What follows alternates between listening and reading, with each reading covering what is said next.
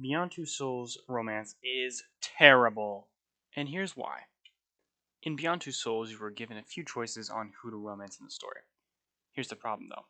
They're all terrible, shallow people who have no personality or character beyond being good looking guys who happen to be around the main character, Jodie. She's a young teenager when the salt of the earth appears to take her away to work for the CIA. Ryan Clayton. He's shown to be kind of an asshole right from the start. Jesus, listen up, Miss Holmes. I don't give a shit about your pathetic adolescent pouting, all right? You can rant and rave all you want, but you'll shut your mouth and do as you're told. Being completely unsympathetic to Jodie not wanting to leave her facility with Dawkins and Cole, and openly insults her. So that's number one. Then you learn he's 13 years older than Jodie. Holy shit. Meaning that when they met, she was a teenager and he was at least nearing his 30s.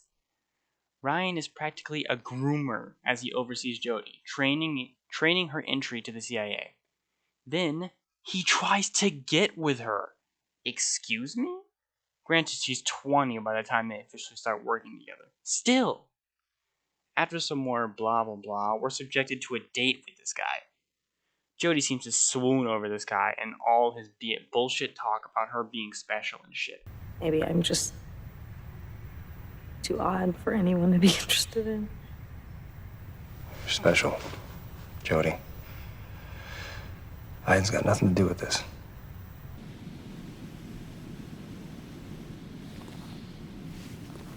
God, I fucking hate it.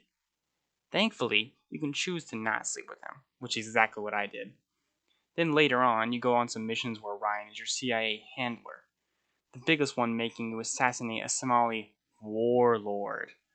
Long story short, we kill the guy, and turns out Ryan lied to us about the details of the mission.